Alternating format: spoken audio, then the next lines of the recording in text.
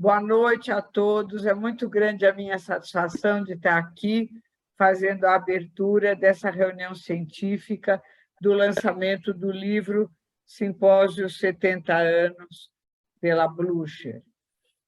Nesse livro, editado pela Blücher, foram publicadas todas as apresentações ocorridas, de maneira a registrá-las para os anos futuros, como forma de vitalizar nossas raízes, para que o tronco e os ramos possam frutificar e florescer. O livro foi organizado por Annelise de Moise Sandoval Silveira Scapatiti, editora da revista ID, que escreveu o prefácio, e em parceria com Marta Foster, que escreveu um artigo chamado História, Liberdade e Psicanálise, os 70 anos da Sociedade Brasileira de Psicanálise de São Paulo, em que ela visita e revisita cada um dos artigos com uma observação sintética, né? A parceria com a ID se constitui numa expressão da interface da vida psíquica com a cultura, com enriquecimento mútuo. O Simpósio 70 foi uma comemoração dos 70 anos do ingresso da sociedade na IPA em 1951, que a Carmen retrata bem no artigo dela, conta todas as idas e vindas, né? Contamos com a presença de Elizabeth Rudinesco, fazendo a abertura, com Carmen Mion e Dora Tognoli, numa mesa que abordava o tema da relação entre a história e a psicanálise. Rudinesco, especialista no assunto, desenvolveu a história da psicanálise de forma abrangente, contextualizando, assim, a história da Sociedade Psicanalítica de São Paulo, desenvolvida por Mion, e a história do Instituto Durval Marcondes, desenvolvida por Dora Tognoli. Essa mesa foi coordenada por mim. Eu queria falar um pouco... A Rudinesco fala, no artigo dela, que eu li o livro inteiro de novo, a necessidade da gente ter coragem de explorar novos vértices para poder configurar o fato histórico, demonstrando antidogmatismo e espírito crítico. E fala da esperança na psicanálise latino-americana.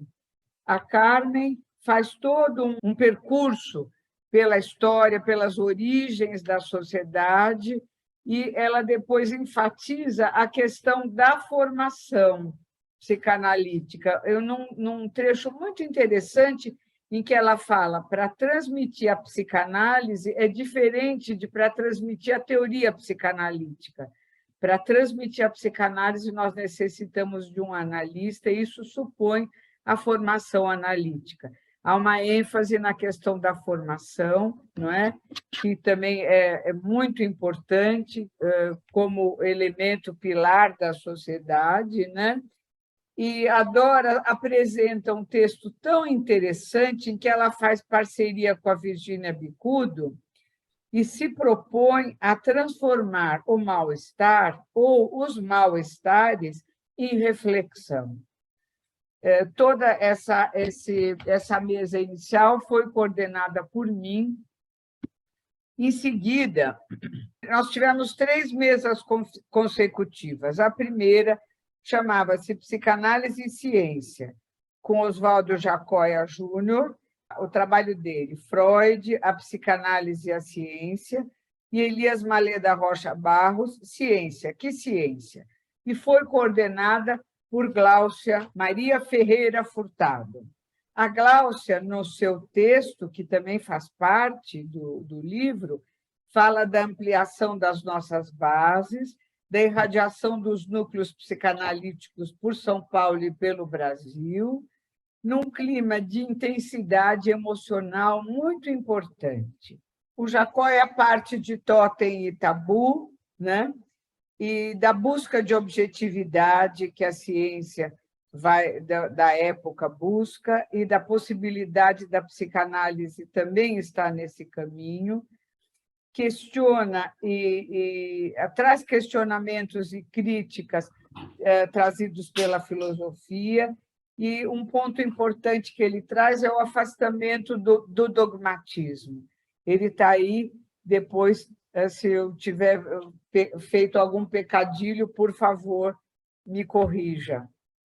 Em seguida, nós temos o trabalho do Elias Malê de Rocha Barros, Ciência, que ciência?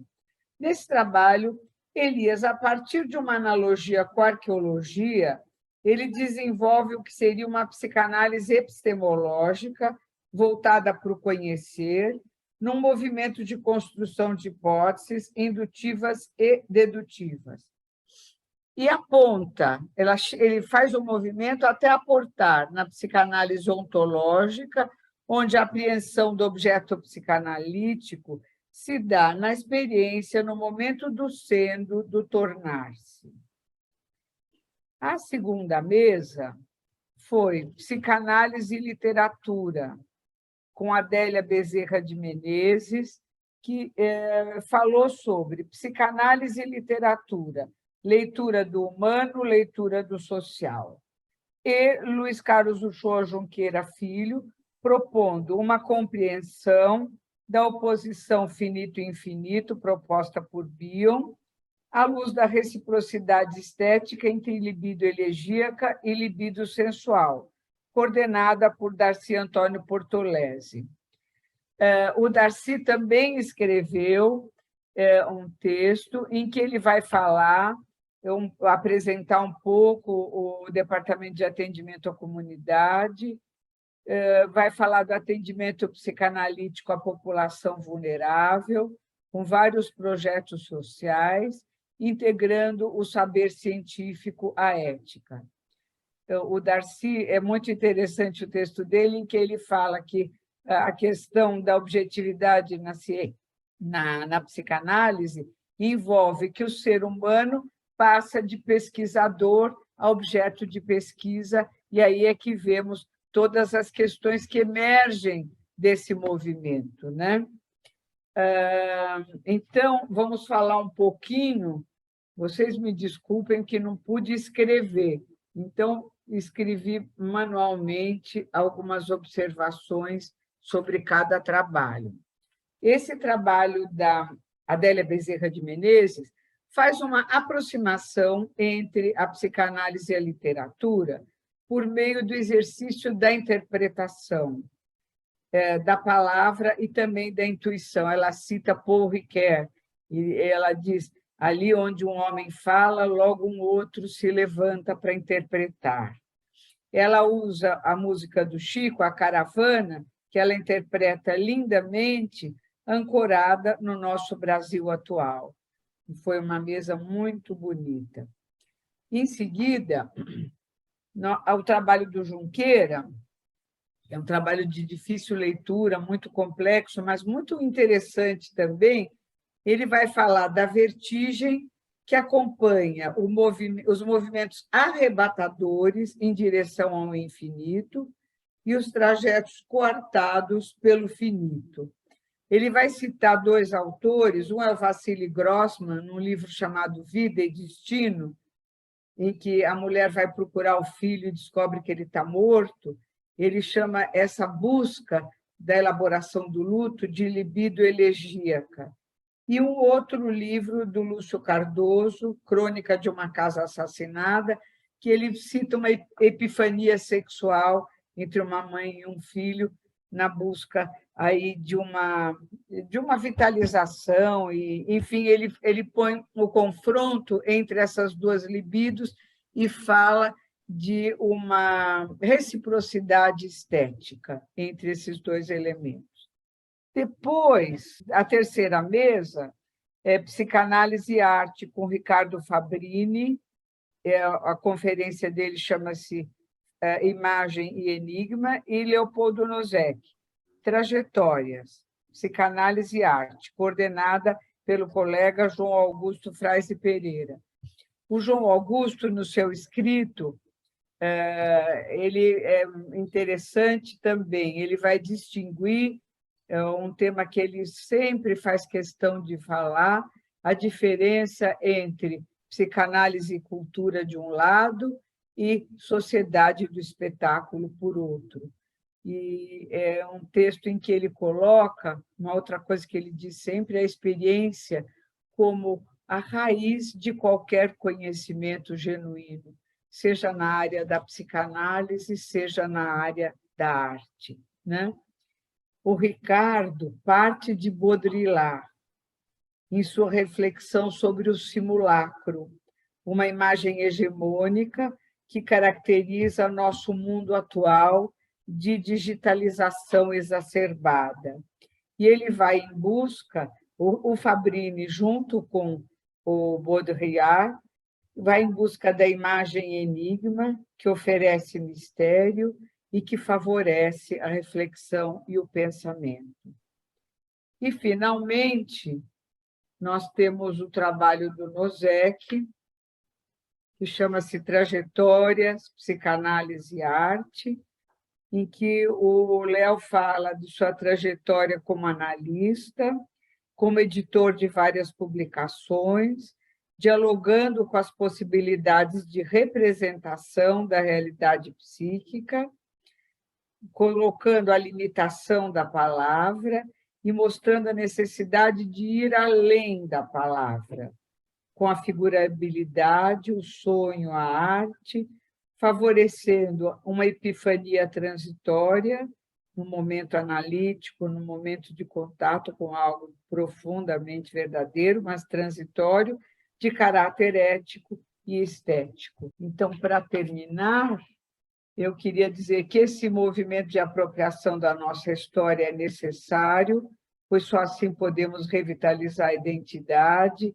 e alcançar o equilíbrio entre tradição e inovação, tão importante no mundo atual e na nossa vida pessoal e institucional. Eu termino lembrando Goethe, que dizia, até uma frase sugerida pela Annelise, citado por Freud em 1913, aquilo que herdaste de teus pais, conquista-o para fazê-lo seu. Frase que sintetiza o cerne de nosso evento. E também queria lembrar que a publicação, lembrei do Bion também, em que ele fala que a publicação é a única forma de tornar um trabalho científico, é publicá-lo para que ele possa ser compartilhado pelos colegas e possa ser observado por outros pontos de vista, discutido e dar margem à reflexão e a reverberações. Esse é o que eu preparei para falar para vocês como abertura. Eu vou passar a palavra agora para a Annelise, que vai coordenar a reunião, e vou apresentá-la. A Annelise de Moisés Scapatiti é psicanalista, analista de data da Sociedade São Paulo, editora da revista ID, também da Sociedade São Paulo. É pós-doutora em Psicologia Clínica pela USP, doutora e mestre em Saúde Mental pelo Departamento de Psiquiatria da Unifesp, na Escola Paulista de Medicina. Formou-se e especializou-se em psicologia em Roma, em La Sapienza, onde trabalhou em consultório como assistente de psicologia na Faculdade de Áquila. Foi terapeuta infantil pela Tavistock e terapeuta familiar pela Escola Romana de Terapia Familiar. Tem vários artigos publicados e cursos sobre Bion e sua autobiografia. Obrigada a todos. Anne, vou passar a palavra para você. Obrigada, Ana. Depois dessa apresentação assim tão cuidadosa e minuciosa, eu tenho aqui hoje o grande prazer e também a gratidão, né, como editora da ID, de coordenar essa reunião, né, que é um evento, e também o lançamento do livro, né, eu acho que é importante a gente salientar, que é um livro feito com muito carinho e um livro muito, muito interessante, né. E esse evento em particular, né, que tem essa ênfase nessa interface, justamente como dizia a Ana, entre psicanálise e cultura, e salientando a importância da arte e da cultura para o psicanalista, da arte como expressão do psiquismo, né.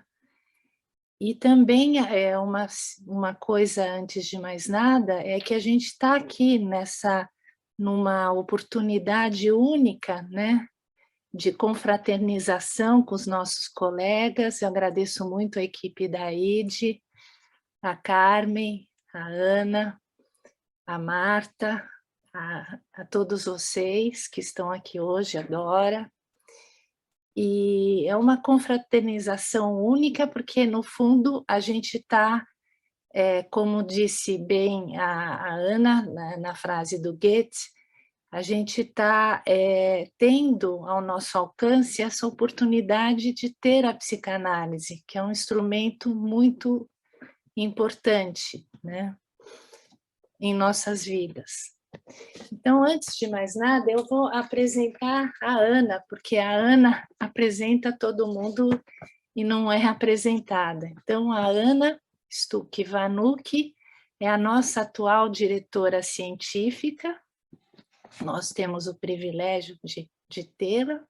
Ela é psicóloga e mestre em psicologia social pela USP. Ela é membro efetivo e analista de data da Sociedade Brasileira de Psicanálise e docente do Instituto Durval Marcondes da Sociedade Brasileira de Psicanálise de São Paulo. Agora eu vou apresentar a nossa primeira palestrante, que é a doutora Carmen Mion. A Carmen é a nossa atual presidente nesse biênio, né, de 2021, 2022. Ela é membro efetivo e analista de data da Sociedade Brasileira de Psicanálise de São Paulo, docente e supervisora do Instituto de Psicanálise da Sociedade. Ela tem uma formação em medicina pela Faculdade de Medicina da USP. Ela tem uma especialização em neurologia pelo Hospital das Clínicas da FMUSP. Ela tem uma pós-graduação em psiquiatria pelo Department of Psychiatry, University of Iowa Hospital, Estados Unidos. Então, ela tem trabalhos publicados na Revista Brasileira de Psicanálise, no Jornal de Psicanálise, no International Journal of Psychoanalysis, assim como diversos capítulos de livros nacionais e internacionais. Então, isso. Passo a palavra a Carmen. Obrigada, Anne. Anne, é uma satisfação imensa estar... podemos apresentar hoje o nosso livro comemorativo dos 70 anos da Sociedade. Eu quero agradecer profundamente a Anne-Lise e a Marta, né, por toda a dedicação de vocês. Se não fosse todo o trabalho que vocês tiveram, provavelmente o livro não sairia. Anne, agradeço muito, e a toda a equipe da IDE, né? Esse livro, bom, ele é, na verdade, o resultado da apresentação em trabalho, como diz a Ana, a publicação dos trabalhos apresentados no nosso evento, nosso simpósio dos 70 anos, comemorando, na verdade, os 70 anos, era em agosto de 1951, em Amsterdã, quando Adelaide Koch, a sua analisanda na época, Lígia Alcântara do Amaral, ouviram o reconhecimento oficial da Sociedade Brasileira de Psicanálise pela IPA. Eu vou fazer um pequeno resumo do que eu falo da nossa história no livro, E começo pela questão quando nos dispomos a falar sobre história, seja uma pessoa, um país, uma instituição, mesmo que não explicitado, certamente se faz necessário um vértice, um recorte, a partir do qual os inúmeros elementos constituintes da história, os diferentes acontecimentos e principalmente as interpretações serão abordados, além da inevitável percepção subjetiva que cada um dos participantes envolvidos nos chamados fatos da história carrega consigo. É uma observação, como bem observou a Rudinesco, em seu artigo na época, na sua fala, que está no artigo dela aqui. Meu vértice aqui, como lá, no simpósio, ao me propor a falar um pouco sobre a nossa história, a história da sociedade, da SBPSP, eu me utilizo de um recorte amoroso, afetuoso. Afinal de contas, eu também celebrei, em agosto de 2021, 40 anos nessa casa. A nossa história, eu acho, se inicia com uma bonita história de amor, de Durval Marcondes com a psicanálise, uma história de paixão e encantamento. Como toda história de paixão, é também uma história de adversidades, de lutas, sofrimentos, como não poderia deixar de ser, desde Freud, fundador da psicanálise, quando se trata de tentar inserir a psicanálise na área da psiquiatria ou neurologia, no caso do Durval, na Faculdade de Medicina da USP. Se ainda há forte resistência hoje à psicanálise durante os anos 20, 50, 1920 a 1950, os anos da implantação da psicanálise em São Paulo e no Brasil, foi praticamente impossível. Hoje, atualmente, o nosso colega Oswaldo, o Oswaldo lá no HC, na psiquiatria, tem feito, nos últimos anos, um trabalho incrível de divulgação da psicanálise dentro da USP. Então, acompanhando a trajetória do Durval e da doutora Koch, como eu fiz no ano passado, durante a preparação para o simpósio, percebe-se que a cerimônia em Amsterdã foi, na verdade, a realização de um sonho, há muitos anos sonhado por Durval Marcondes, que ainda como estudante de medicina na Faculdade de Medicina de São Paulo, lá pelos anos de 1919, ficou irremediavelmente fascinado pelas ideias de Freud, Sigmund Freud, apresentadas pelo seu professor Franco da Rocha, estudioso das ideias de Freud e um dos fundadores do Hospital Psiquiátrico do Juqueri, em 1898. Bom, todo o movimento modernista, né, chegou em São Paulo em 1922, e os jovens organizadores da Semana de 22, Mário de Andrade e Oswald de Andrade, serão os grandes interessados na novidade da psicanálise anunciada no artigo do Franco da Rocha. Eles se interessaram principalmente pelas leituras de Totem e Tabu, a interpretação dos sonhos e 3 ensaios sobre a teoria da sexualidade. O Durval Marcondes, também bastante jovem, e sua inquietação intelectual e paixão pela poesia e literatura era próximo ao grupo modernista e chegou a publicar na revista porta-voz do movimento, a revista Claxon, o poema Sinfonia em Preto e Branco.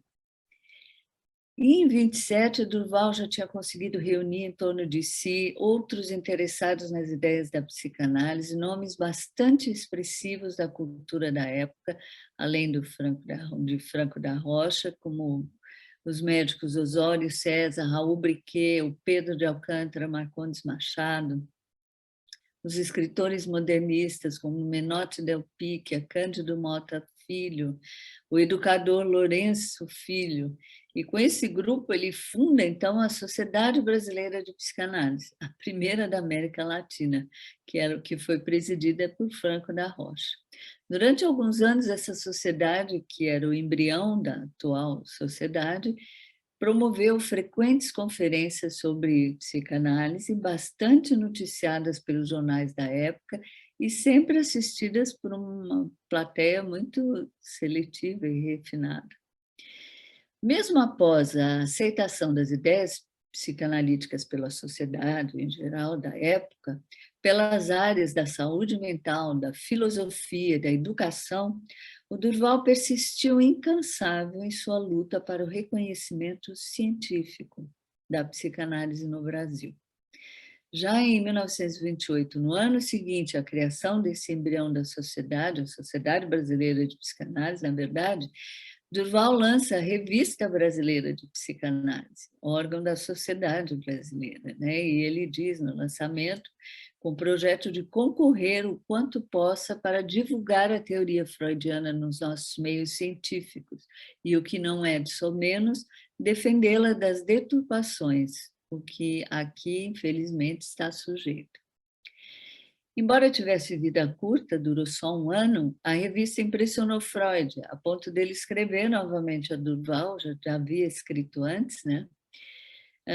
Aqui o texto do Freud. Muito estimado colega, a chegada da nova Revista Brasileira de Psicanálise muito me alegrou. Que um fecundo futuro lhe seja reservado.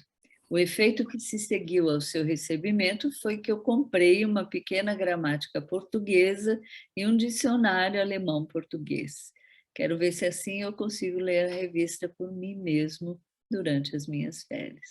Essa carta na íntegra está no nosso Centro de Documentação e História. Em determinado momento, em torno dos anos 30, o Durval começa a perceber que a formação do psicanalista exigia bem mais que o estudo da obra de Freud. A leitura de uma publicação sobre o modelo da formação psicanalítica do Instituto de Berlim, né, baseado na análise didática, supervisão dos casos clínicos e cursos clínico-teóricos, que foi escrito pelo Max Eitman, foi decisiva para essa compreensão. Durval estava decidido a implantar uma formação aqui, empenhando-se de forma persistente e solitária durante mais de 10 anos. Ele passou então a procurar pelo mundo quem se dispusesse a vir para o Brasil, cuidando da formação daqueles que aqui se interessavam pelo assunto.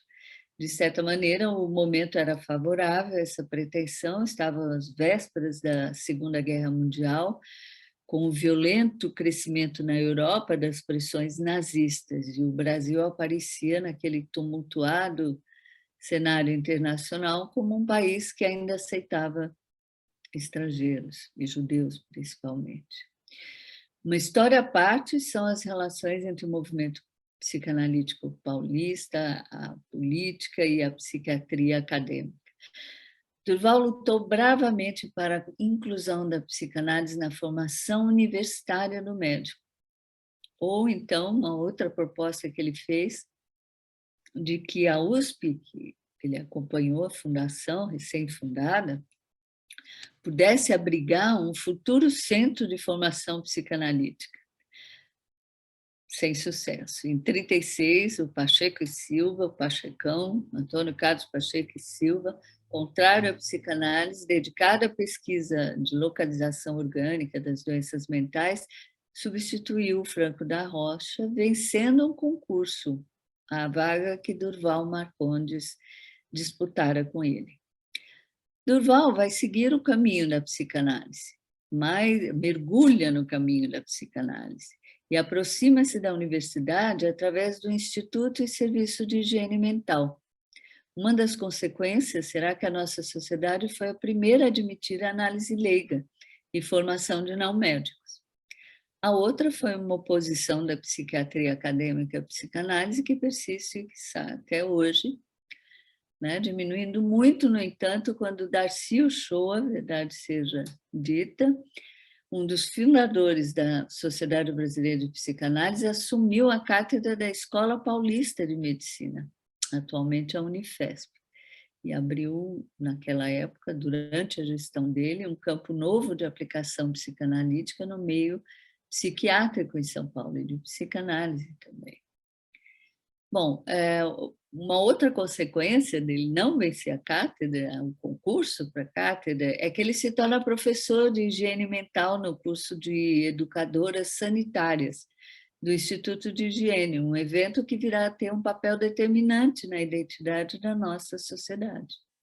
Era um curso que oferecia às mulheres paulistas uma possibilidade de qualificação, além da formação para professoras, o único caminho disponível na época para uma jovem de classe média que buscasse uma profissão. Foi assim que, a partir dessa data, o sonho do Durval passou a ser um sonho compartilhado por duas mulheres incríveis, suas alunas no curso. Virginia Leone Bicudo, de origem proletária, negra, filha de uma imigrante italiana e de um descendente de escravos. Normalista e graduada na Escola de Sociologia e Política, única mulher da sua turma. E juntando-se a ela um pouco mais tarde, Lígia Alcântara do Amaral, descendente da aristocracia cafeeira mineira e professora primária.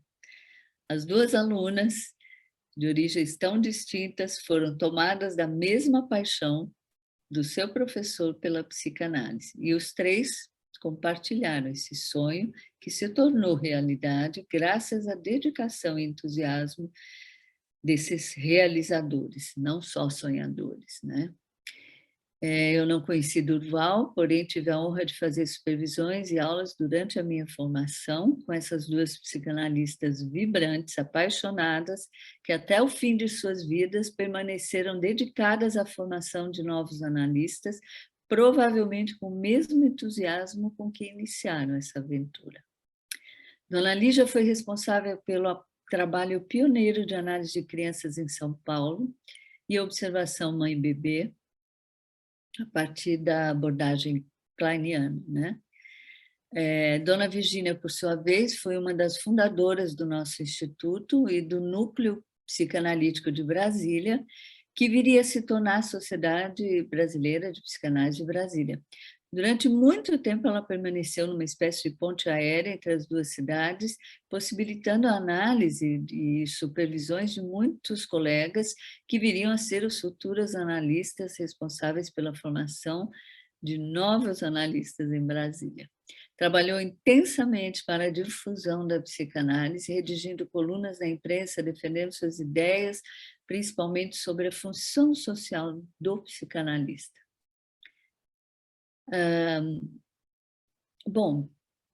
Às vésperas da Segunda Guerra Mundial, o Ernest Jones, sabendo dos planos de emigração de Adelaide Koch e da sua família e da busca do Marcondes, fez essa aproximação, né?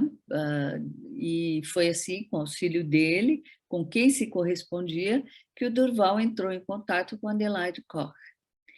Frente ao violento crescimento do nazismo na Europa, essa mulher corajosa, médica didata, analisando de Otto Fennick, formada pela Sociedade Psicanalítica de Berlim, com autorização da IPA, aceitou esse grande desafio de emigrar de Berlim para o Brasil, e em 1936, após uma longa viagem de navio, chega ao Brasil em companhia do seu marido e das duas filhas pequenas. Um dado curioso é que a sua filha mais nova, Eleanor Koch, pintora e escultora, permaneceu no Brasil mesmo quando a família foi embora, foi aluna de Volpe e participou de 4 bienais aqui em São Paulo. No ano que nós fizemos o simpósio, em 2021, ela foi homenageada pela 34ª Bienal, fazendo parte de uma exposição coletiva. Bom, sem saber uma palavra sequer em português, a doutora Koch se dedica os primeiros meses ao aprendizado do português e ao trabalho de adaptação das filhas ao Brasil. Depois de um ano de estudo dedicado em português, ela diz a Durval que estava pronta para atender os pacientes. Ela tinha 40 anos e ele 37. Consolidou-se assim a dupla de construtores da Sociedade Brasileira de Psicanálise, que nela irá trabalhar unida pelos próximos 43 anos. Essa dupla só foi desfeita pela morte de Adelaide, seguida pela do Durval um ano depois. Àquela altura, o grupo formado por Durval, Virgínia, Flávio Dias, Darcy Mendonça Uchoa, que eram médicos, Frank Phillips, que era um engenheiro, eram os potenciais candidatos à formação. E no consultório cedido por Durval, Adelaide iniciou a análise dos seus primeiros pacientes e futuros analistas da sociedade. Então, já confiante no desenvolvimento dos seus pacientes, em 43 ela solicita à IPA o reconhecimento oficial das atividades desse grupo, que recebe o nome de Grupo Psicanalítico de São Paulo. E o seu reconhecimento foi um importante passo na direção do estabelecimento da sociedade em São Paulo. Nessa época, esse grupo, o Durval era presidente, a Adelaide na comissão de ensino, Frank Phillips secretária e a Virgínia tesoureira, depois que ela veio a fundar o instituto. 2 anos depois, a Lígia Amaral e o Isaías Messon passam a integrar esse grupo, que, terminada a formação, passam a dividir com ela o trabalho clínico e as várias atividades da instituição, e vieram todos a se tornar importantes figuras marcantes na instituição. No texto eu cito outros pioneiros importantes. Outro passo importante, então, foi esse, né, da criação do instituto, sobre o qual a Dora vai falar bastante para vocês, onde Durval e Adelaide sempre exerceram atividades didáticas e administrativas. Ela foi presidente 8 anos e da sociedade e durante mais de 40 anos exerceu a clínica psicanalítica. O Durval, da mesma maneira, se dedicou nos anos seguintes todos ao trabalho com a psicanálise como presidente da sociedade por 9 anos, foi professor, analista, grande divulgador e incentivador dos jovens. Foi sempre um vigoroso defensor da psicanálise nas polêmicas e ataques a ela. Bom, nos anos seguintes, facilmente pudemos acompanhar o desenvolvimento institucional e intelectual da sociedade, através da ampliação da sua estrutura, do crescente nível, da formação do seu corpo societário, do aprofundamento da sua vocação clínica, né? A partir dos anos 40, a importância das teorias kleinianas, né, para o grupo é grande, vários vão buscar formação ou contato direto com os analistas ingleses, como Frank Phillips, Henrique Mendes, Virginia, Lígia, vão fazer esse trajeto, né, trazem todas as ideias de Klein, né, e a experiência de Klein para São Paulo. E, aos poucos, nomes expressivos da psicanálise inglesa da época e até atualmente percorreram, nesse início aí, o caminho contrário, chegando aqui para cursos, palestras e supervisões. Inúmeros autores que eu cito no texto, né? Essa abertura para uma troca viva de experiências e conhecimentos já estava presente no grupo de fundadores da sociedade, caracterizada pela grande diversidade de formação e interesses de seus membros. Historicamente comprometida com a tarefa de difundir a psicanálise de forma ampla, a sociedade se tornou, ao longo dos anos, um centro irradiador desse saber, estimulando durante toda a sua existência a criação de novos núcleos, grupos e sociedades. A criação do Centro de Atendimento Psicanalítico, que oferece atendimento em condições acessíveis, levando a psicanálise até a população de menor renda, também é consequência e desdobramento dessa preocupação, de uma preocupação fundante da nossa sociedade, representada por Lígia e Virgínia, e mesmo Durval. O estreitamento dos laços com a universidade vem se mostrando promissor para o trato de questões como a transmissão e o trabalho de pesquisa, e atualmente possibilitando um intercâmbio útil de experiências e de inquietações. Voltando à questão dos vértices, eu dei-me conta do formato do simpósio para celebrar os 70 anos da nossa sociedade. Esse formato ele surgiu da reunião dos diferentes diretores, que foram os coordenadores das mesas que tivemos ao longo do dia, e que decidiram escolher como tema do simpósio as relações da psicanálise, a nossa história, claro, a história da psicanálise com a própria história, mas as relações da psicanálise, na verdade, com a história, a ciência, a literatura e arte, os principais interlocutores da sociedade desde o seu início. Um formato que promove o debate entre um analista da sociedade e um convidado de fora dos portões, fora da instituição, através de vínculos que a sociedade vem desenvolvendo com outras áreas de conhecimento, mantendo uma posição acolhedora de novas ideias e pensamentos e uma troca fertilizadora sem perda da sua especificidade e da tradição teórica e clínica que a caracteriza. A nossa revista ID, né, como a Ana citou, e o nosso jornal expressam de maneira ética, séria, comprometida e profunda essa interlocução. Eu compartilho, né, da ideia, né, de que o ser humano, assim como as instituições, se constitui historicamente e que a sua atualidade, a forma como se apresenta, é o resultado das inúmeras experiências que o constituíram.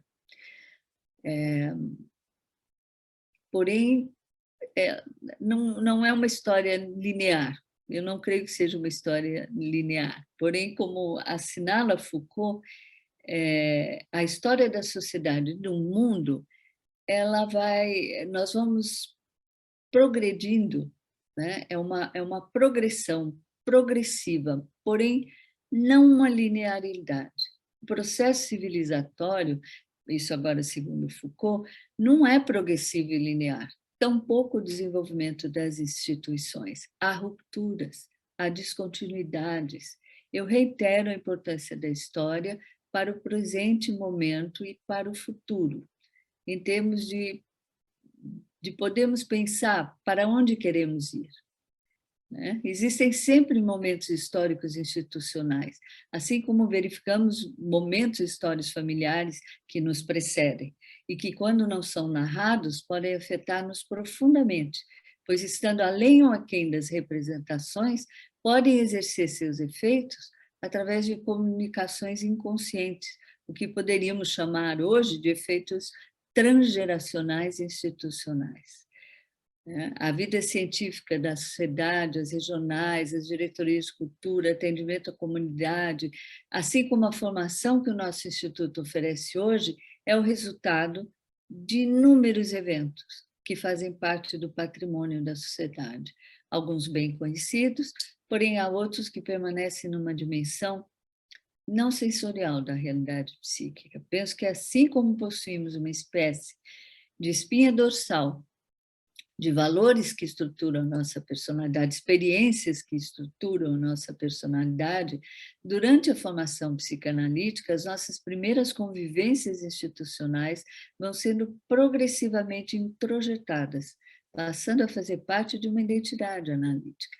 Sabemos que existem diferentes sistemas de produção de verdades, como também diferentes modelos e discursos.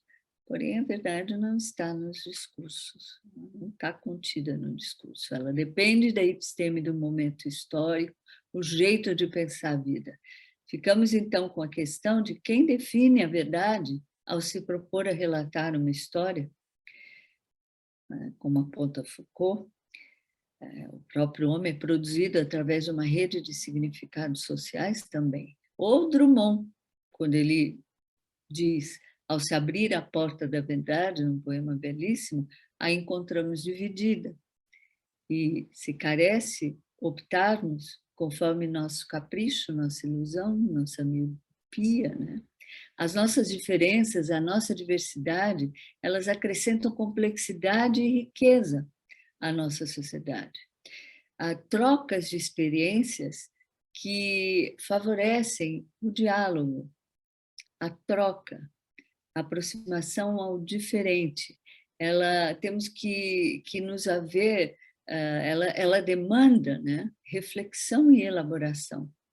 E a troca e essa percepção entre os nossos membros todos, o exercício democrático dentro da psicanálise e da nossa instituição. Finalizando, não sei se eu passei, Anne, Eu passei, já deu, Anne? O tempo? Já deu tempo, mas dá para finalizar tranquilo. Dá. Bom, eu só queria finalizar que cabe a nós, assim, a discussão da situação que vivemos no presente. Cabe a nós discutirmos com inteligência a sociedade em que queremos viver e conviver e em que condições queremos e iremos conviver entre nós.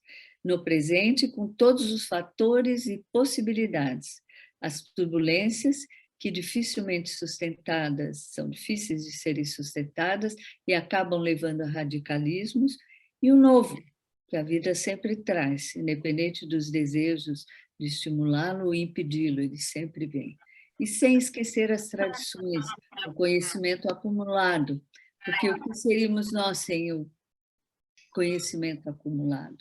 Na verdade, cada homem que nascesse teria que descobrir tudo novamente, inventar uma nova linguagem, inventar matemática, desenvolver a filosofia. A transmissão do conhecimento acumulado é fundamental para que daí possa haver evolução. Como assinala Clóvis de Barros, né? Não se trata de ter ética, trata-se de ser ético. Eu agradeço a presença de vocês todos, agradeço mais uma vez a diretoria científica, a Anne, a todos os diretores, todas as diretorias. Obrigada. Nós é que agradecemos pela belíssima palestra, né, que você nos deu, e eu me lembro, Carmen, que a ideia de tudo isso foi tua, né? Então a gente tem que agradecer duplamente. Então eu vou apresentar agora a Dora Tognoli, que é a nossa atual diretora do Instituto Durval Marcondes. A Dora é membro efetivo da Sociedade Brasileira de Psicanálise de São Paulo, mestre em Psicologia Social pelo Instituto de Psicologia da USP. É com você a palavra, Dora.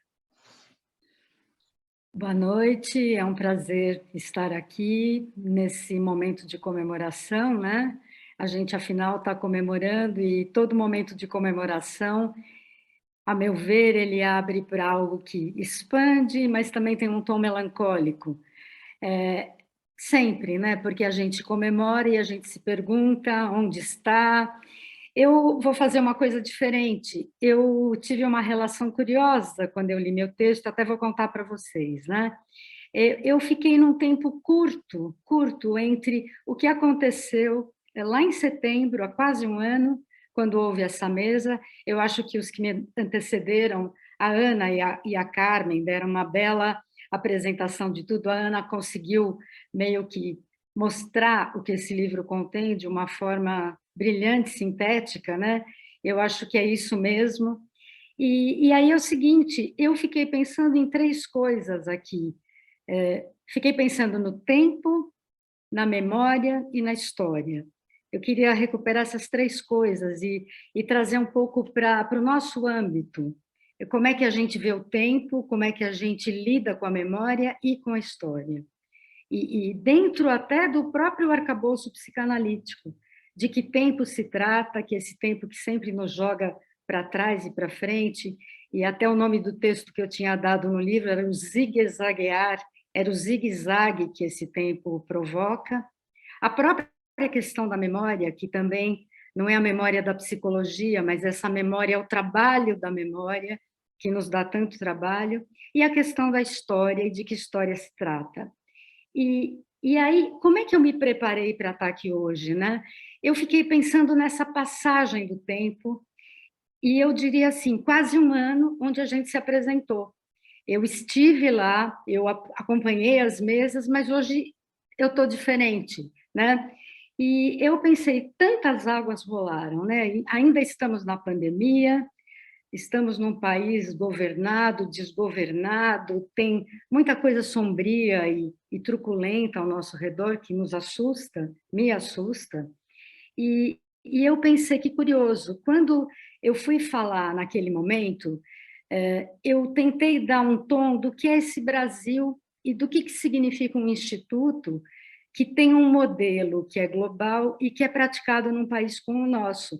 Então, naquele momento, me ocorreu, inclusive, introduzir o assunto com uma música. e aí eu pedi para o Diógenes botar lá o Nelson Freire tocando simplesmente a alma brasileira, e quando eu fui voltar para o livro, eu falei, nossa, o Nelson Freire não está mais aqui, mas a alma brasileira está, a nossa memória também está, né? E eu fui envolvida por esse turbilhão de talvez pensar o que é a formação, o que é o modelo aqui entre nós, né? E aí, a minha transferência com o livro, quando eu recebi o livro, eu perguntei para a Annelise, mas o que você espera da minha participação? E ela me diz, olha, você fala do seu texto, né? E, a princípio, tinha sido minha intenção, mas só que eu tive uma transferência muito estranha e me dei conta de que eu iria me repetir, e que eu iria falar o mesmo. E aí me ocorreu o seguinte, o que se passa com a gente quando a gente se lê, quando nós lemos sozinhos, quando não somos narradores para os outros, e também quando não escutamos as narrativas dos outros, né? Numa roda. Então, eu saí desse foco e falei, não, eu gostaria que vocês pudessem ler, o texto está lá. E eu me detive em 2 textos, porque, na verdade, esse material que estava falado, que era vivo, ele adquiriu outro formato no livro, todas as conversas foram escritas, né? E eu me detive em 2 textos, o texto da Carmen e o texto da Roudinesco, em especial por conta dessa comemoração da história e da memória. No texto da Carmen, que eu também estive lá, e eu reli, eu fui surpreendida pelo poder de síntese e pelo traçado elegante que ela recuperou aqui, uma recuperação da história cronológica, que tem muito interesse para todos nós, e eu me surpreendi pelos diversos aspectos que eu também desconhecia, inclusive da própria vida e da trajetória do Durval Marcondes, uma pessoa que eu tenho gravada na memória, mas com quem eu tenho pouquíssima intimidade. Então, eu acho que a primeira surpresa é essa, quando a gente, até ao tratar da história e da memória, a gente se descobre ignorante. Eu tenho um exemplo tão curioso para vocês, que eu acho exemplo exemplar. Recentemente, eu fui convidada por uma colega para participar de uma mesa que vai acontecer agora, da FEPAL. E o tema da mesa é como estamos 200 anos depois. E eu fiquei assombrada e achei que não ia dar conta, porque é uma tarefa imensa. E também fui pensar o que eu poderia falar, sendo a única brasileira, numa mesa onde tem mexicano, uruguaio, como estamos 200 anos depois. E foi na microhistória, nos detalhes, que eu também me surpreendi com um aspecto muito curioso e grave. E aí o aspecto é o seguinte, e aí eu até trago a ideia do que é o arquivo morto e do que é o arquivo vivo. É quando a gente torna vivo um arquivo, quando a gente visita um arquivo e dá vida para ele, né? E o aspecto era o seguinte, que era o aspecto de que o Palácio do Catete, né, onde o Dom João VI morou e veio visitar, eu fiquei sabendo recentemente, ele pertencia a um grande traficante de escravos, um homem marginal, e o Dom João, o monarca, aqui no Brasil, habitou um palácio que era fruto de roubo. E é exatamente esse palácio que pegou fogo, o Museu Nacional, acho que em 2018, teve um incêndio muito grave lá, que eu visitei, que tinha as coleções, que tinha um meteoro. Era um palácio que foi doado por um grande traficante de escravos, um amigo do rei. Então, eu acho que a gente se surpreende com as histórias, e eu acho cada vez mais importante a gente, sim, abrir os arquivos e tratá-los coletivamente. E o tempo todo a gente se surpreende, né? E eu gostaria de me dirigir ao texto da Roudinesco por alguns aspectos que eu acho que ele traz de importantes, e eu também estive lá. Só que ao reler no livro, em forma escrita, o que ela diz, eu acabei me perguntando como é interessante o olhar do estrangeiro. E fiquei me perguntando o que será que ela sabe de nós que nem nós sabemos. Que é um pouco isso que eu também me dei conta. Mas aí eu fui mais além. Quais os nossos segredos que ela também não sabe, porque nem nós sabemos? E eu acho que aí tem uma área interessante. Tem uma área interessante que a gente sempre visita nos arquivos e na história, né? Uma trajetória que a gente está sempre se surpreendendo. E voltando um pouco àquela ideia do Ângelos Novos, né? Daquele anjo que está no passado e olha para o futuro e é atraído para o futuro e está nesse rizoma do tempo que o tempo propõe. Um tempo do qual a psicanálise trata de forma brilhante, desde quando Freud meio que pôde trazer o que é esse tempo, né? Outro ponto que eu queria chamar atenção também no texto da Roudinesco é a pujança que ela localiza em nós, a grandeza que ela localiza em nós, na América Latina, em especial no Brasil, isso é uma conversa dela, e que até me envaideceu, mas, ao mesmo tempo, eu também me assombrei, né? Fiquei pensando quanta coisa, né, que está nos nossos arquivos que nós mantivemos em segredo e que agora estão pedindo passagem. Então, eu acho que essa abertura de arquivos, essa conversa sobre a história, ela é uma conversa que depende de vários atores sociais, de várias tribos, e acho, ainda me apoiando nela, que ela traz um exemplo curioso, que são as próprias biografias do Freud, que a gente tanto valoriza. Como ela trata a questão da biografia. Ora a geografia, ora a detração pelo Taussky, ora a fofoca, ora toda a angústia que o Freud passou, e como todas essas biografias são importantes e trazem vertentes importantes. E ela também se colocando como uma biógrafa mais recente, que pode fazer uso até dos arquivos abertos hoje, mas que vai dar outra forma para uma história tão conhecida e, ao mesmo tempo, que nunca se esgota. Eu achei interessante como ela trata isso, e o próprio tratamento que ela dá para a biografia do Freud, né? Eu acho que a gente contar as histórias e até trazer os personagens, a Carmen enumerou alguns, mas tem tantos outros, né, que a gente vive por aí descobrindo, né, até nos cantos, nos corredores, talvez tenha o sentido de profanar, saber do que nunca quisemos saber e convidar os outros em nós e fora de nós a escutar e participar dessa roda, que acaba apresentando coreografias sempre muito diversas, que cada hora se compõem de uma certa forma, né? Eu acho que tem um toque no texto da Roudinesco importante, quando ela diz e nos provoca falando da recusa da história. E faz essa provocação, que essa recusa é uma resistência, né? Como um sintoma que pode mostrar até uma resistência à psicanálise, né? E o risco que nós todos, psicanalistas e humanos todos, corremos quando assumimos a ideologia de que o único lugar possível de enunciar a história é o ambiente privado das análises.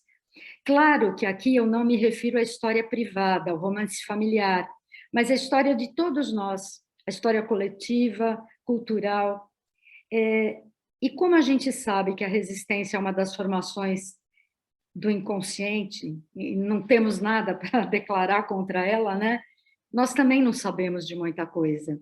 Então, eu acho que, ao tomar contato com esse tipo de livro, de texto, e poder ventilar, eu acho que é uma oportunidade de a gente se defrontar com essa história, né?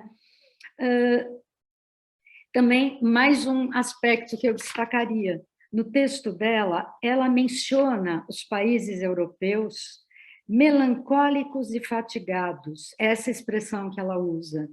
E eu me perguntei que talvez ela não possa se dar conta, como estrangeira, que é seduzida pelo nosso jeitinho, de que também nos encontramos um pouco assim, melancólicos e fatigados. E é assim que eu tenho algo para dizer sobre isso. Tentando, talvez, extrair dessa melancolia a necessária abertura diante de novos tempos. Eu volto à minha fala de 11 de setembro de 2021, onde tinha Villa-Lobos, onde tinha Nelson Freire, Lévi-Strauss, Tristes Trópicos, Alma Brasileira e a Virgínia Bicudo. A Virgínia Bicudo que eu escolho como a nossa psicanalista exemplar, mas uma Virgínia que também se mostra em diversas faces e que talvez hoje a gente possa visitá-las com mais coragem e abrir esse arquivo do que significou a Virgínia. O tanto que a Carmen falou, né? Essa mulher pujante, negra, não rica, não de elite, não médica, e todo o trabalho que ela fez no Instituto e quanto ela trabalhou para que essa psicanálise brasileira vingasse, tanto aqui como em Brasília, né?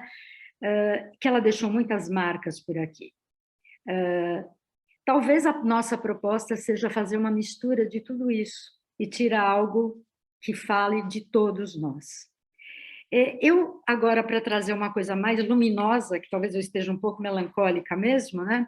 Eu gostaria de trazer para vocês uma coisa, dois acontecimentos, um bem recente, que aconteceu agora, na semana passada, acontecimentos que nos trazem ânimo. Por exemplo, a chegada de novos colegas, a chegada ou colegas que atravessaram a seleção e vão passar a ingressar no Instituto ano que vem. E nós tivemos agora, recentemente, uma reunião de recepção por Zoom. E foi uma reunião muito animada, muito potente, muito calorosa, onde a gente percebeu, a gente que eu falo, a diretoria do Instituto, que estava lá para recebê-los. São novos colegas que vão ser incorporados ao nosso grupo aqui, né? O grupo de formação. E a pergunta é, esses colegas, eles nos querem, eles querem depositar aqui as suas fichas, eles querem parar o barquinho aqui no nosso porto, né? E muito esperançosos, curiosos, um sangue novo, né? Não apenas na idade, mas no desejo.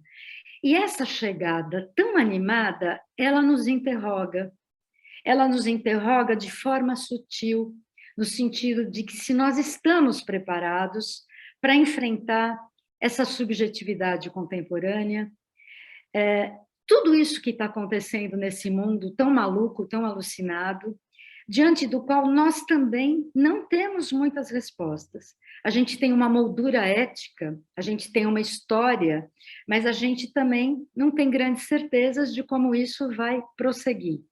Mas, de qualquer forma, é muito interessante que tenha esse movimento do novo que chega, do que vem nos visitar, que nos provoca, nos abala e deixa várias perguntas, né? E uma outra coisa que tem animado também pessoas aqui da instituição, que é o que a gente tem trabalhado, que é o projeto Virgínia Bicudo, que um projeto assumido pela diretoria atual e que é um gesto que aponta para ações afirmativas que propõe um diálogo com um Brasil tão silenciado, tão alijado de lugares de privilégio, de conversa, de criatividade, de lugares da cultura. Então, eu acho que se a instituição ela permite que esse novo chegue, que converse com todo o legado que a gente tem, que a gente se abra, estamos um pouco melhores. De qualquer forma, a gente se pergunta que espaço, que eu chamo aqui instituição, e que tempo, que é o tempo contemporâneo, que tempo é esse que nós ocupamos? Como que a gente se interroga diante das questões que esse tempo propõe? Nós lembramos que a própria história ela vai se apropriando numa tentativa de compreender o presente, de visitar o passado e talvez criar uma perspectiva para o futuro. A gente tem alguma noção que esse é um momento especial do mundo, do país e de nós. E a gente tem que ficar alerta para tudo isso que está acontecendo. Eu vou recorrer ao Lévi-Strauss, que é um autor muito importante para a gente pensar, que também não deixa de apontar a face da história, que funciona muitas vezes como mito, né? O que não diminui e nem, pelo contrário, mas nos alerta que as nossas versões podem ser sempre marcadas por lembranças encobridoras, que volta e meia nos assombram e pedem novos circuitos. Então, o meu voto é que estejamos abertos a esses novos circuitos, todos nós, né? E, como dizem por aí, em tempos sombrios como os nossos, vamos recorrer aos artistas. E eu termino, e eu não quero ser muito extensa, porque tem muita gente que acho que vai querer falar, com uma espécie de provocação poética que vem do Chico Buarque, quando ele faz um sambinha e ele diz assim: que tal um samba? Então, quase que eu diria, que tal uma roda de samba? O convite está feito, e a roda inclui todos nós. Então, obrigada. É isso. Dora, brilhante apresentação, as duas brilhantes apresentações, estou muito comovida. Agora eu vou passar a palavra para a Marta Foster, que é membro efetivo, analista de data e a nossa secretária-geral da atuação de gestão e organizadora do simpósio e do livro dos 70 anos. Por favor, Marta. Boa noite, eu gostei muito das duas colegas, né, que me antecederam, foram coisas super importantes, mas eu quero dizer que eu gostei muito mesmo de ficar com essa parte do evento, né, porque a parte do encerramento do simpósio é o momento de agradecer, né, e agradecemos a todos os colegas que aqui estão presentes para o evento do lançamento do livro do Simpósio 70 anos, e a todos que estiveram no simpósio em setembro do ano passado. Essa grande participação permitiu que nosso objetivo fosse atingido. Nós conseguimos que o Centro de Documentação e Memória, nosso valioso CDM, né, obtivesse os recursos necessários para ser digitalizado. E também nós conseguimos que fosse, né, deixado documentada a nossa história e a importância da história da psicanálise em São Paulo, no Brasil e nos outros países, e o quanto ela necessita da interface com outros saberes, né? E nós agradecemos também, né, aos palestrantes e coordenadores que não hesitaram em apoiar a ideia do simpósio assim que foi apresentada pela Carmen, né? Como disse a Nelise, foi uma ideia que a Carmen teve, né? E na hora que ela apresentou, todos encamparam, né? Todos se interessaram e se estimularam com a ideia, e foi fácil da gente conduzir e de organizar, né? E agradecer também a Comissão de Divulgação e Divulgação e Comunicação e aos funcionários da SBPSP, né? Que se engajaram com entusiasmo e eficiência nas infindáveis tarefas necessárias para que obtivéssemos os resultados alcançados, né? E que foram muito bons, muito bons. E terminado o evento, nós recebemos, então, né, o honroso convite da editora Blucher para publicar o livro do simpósio, mas inicialmente nós havíamos pensado em transformar em uma edição especial da revista ID. Após o convite da Blucher, a nossa editora da ID, que eu quero citar aqui, a Annelise, né, juntamente com toda a sua equipe, realizaram um enorme e brilhante trabalho para tornar possível a edição do livro que hoje apresentamos e que hoje ele está aqui totalmente à disposição de vocês.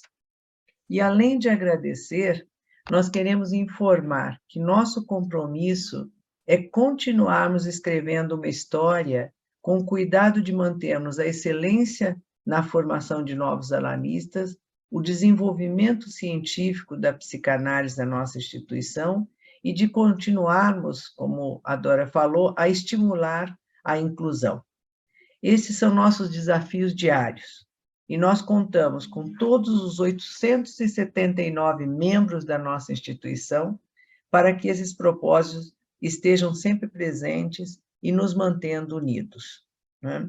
Então, mais uma vez, muito obrigada a todos vocês, né, que me ajudaram muito na organização e na realização, né, desse projeto que a gente está muito orgulhoso, né, de poder ter saído como saiu, né? É isso. Obrigada, Anny. Eu que agradeço, e o teu esforço enorme publicamente aqui, te agradeço muito. Eu queria saber, a gente pode ir até às 10h30? Ou a gente tem que acabar às 10 horas? Ou pode passar um pouco?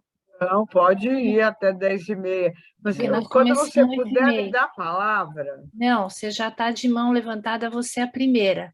Eu só queria saber de vocês, inclusive de você, Ana, se a mesa quer comentar alguma coisa antes da gente abrir. A Ana quer comentar? não, sabe o que que é? Eu acabei de me dar conta que eu fiz um engano. Pois não. E eu queria me desculpar e Por favor. esclarecer. É por isso que eu estou Tá? querendo falar. Sim. Eu me enganei nos coordenadores das mesas. Entrando na roda de samba que a Dora convidou, eu estou, então, entrando aqui. A mesa de Psicanálise e Literatura, com a Adélia Bezerra de Menezes e o Luiz Carlos Uchoa Junqueira, foi coordenada pela Gláucia Maria Ferreira Furtado. E eu fiz um engano. E a outra mesa, Psicanálise e Ciência, com Oswaldo Jacóia e o Elias, foi coordenada pelo Darcy Antônio Portolese. Eu me enganei, isso que eu queria esclarecer. Muito obrigada. Tá bom. Vocês querem falar alguma coisa ou posso abrir para o público? Os colegas? Posso? Posso, Dora. Então, tem a Maria Olímpia e eu vou pedir para todos, se puderem ou levantar a mão, ou pôr a mãozinha, ou escrever no chat. Vou pedir também para o Diógenes me ajudar. Tá bom. Maria Olímpia, por favor, é com você a palavra. Bom, boa noite a vocês todos, parabéns pela organização desse momento de recordações, de um roteiro de gratificações que tivemos na vida, dentro dos quais, a mim, e eu acho que a vocês todos, foi a formação analítica, com as análises respectivas, e depois a participação dentro da sociedade. Então, eu vou ser bastante rápida, porque eu apenas quero acrescentar, concordando com tudo que vocês disseram, mas eu quero acrescentar o nome de uma pessoa que foi uma estaca importantíssima para a sustentação da sociedade, para a seriedade da sociedade, Adélie Lacoste. Sem a Adélie, a sociedade não poderia ter se mantida organizada. Pessoa brilhante de inteligência e também de cultura, mesmo não seja uma cultura erudita, vamos dizer assim. Adélie, fiel a todos. E uma coisa que sempre me chamou atenção, com a Adélie não se falava mal de ninguém. Ela podia ser ouvinte, mas ela não repassava e não nos contava, e olha que eu era bem próximo, hein, dentro da instituição, e não repassava nenhum comentário negativo. Que qualidade! A Adélie começou como secretária da Virgínia, quando tinha uns 18 anos. Conheceu, portanto, a Virgínia profundamente e seguiu o caminho trilhado pela Virgínia. Também gostaria, nesse momento, de dizer que gostei muito, foi da Dora ter destacado a vida que a Virgínia deu à sociedade. Poderia ter sido até pelos antecessores, vocês sabem que eu sou franca, citada mais. Se Durval foi o fundador, e depois Lígia e Virgínia, etc., né? Virgínia era a alma. Quem dava a alma aqui dentro, para nós todos, era Virgínia. Então, em memória dela, eu agradeço a todos os que participaram da minha formação e da beleza que eu encontro na vida através das análises que fiz, etc. Parabéns a vocês. Eu acho que eu sou a decana atualmente da sociedade, viu? Não sei, não. Muito orgulho de ter você aqui, Maria Olímpia. Obrigada. Vou Imagina. passar a palavra para um dos nossos queridos autores, Leopoldo Nozek, por favor. Bom, eu primeiro, antes de tudo, queria cumprimentar essa linda iniciativa que resultou num objeto fixo, um livro, porque a história é muito móvel. Por exemplo, quando foi do simpósio, a gente estava 4 dias depois de uma tentativa de golpe, alguma coisa autoritária, era um outro clima do que a gente está sentindo hoje, era outro patamar, outro plano em que a sociedade de psicanálise estava inserida. E a sociedade de psicanálise esteve inserida em diversos momentos, em diversas situações, e eu queria lembrar 2 coisas, assim que o Walter Benjamin falava. Primeiro, que a história é sempre contada pelos vencedores, nunca pelos perdedores. Então, é uma história de quem tem a caneta. A história da Guerra de Troia vai ser contada pelos gregos, não pelos troianos. A história das guerras púnicas também vai ser contada pelos romanos. E, no meu modo de ver, isso expressa que em cada momento, em cada conjuntura, a história se movimenta. Qual que é a história da Revolução Francesa, do Estado Novo, tudo isso? Na conjuntura autoritária, anti-ciência, anti-conhecimento que a gente está vivendo, a gente tem um efeito paradoxal que temas que estavam meio escondidos por uma historiografia do Estado Novo, a cordialidade brasileira, que não tem nada a ver com homem cordial na descrição sociológica, que esse é um homem que confunde o institucional com o pessoal, e a mulata e a democracia racial. De repente, esse tema ele está na ordem do dia do país.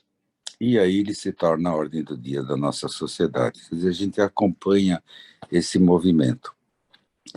E quando eu fiz o álbum de família, eu me dei conta de histórias pessoais, de paixões, que também influíram a história da psicanálise de São Paulo, mas eu não tive a coragem e o distanciamento de relatá-los. Então, eu fiz um livro de imagens, convidando as pessoas a sonhar, e as imagens tinham a sociedade, tudo isso.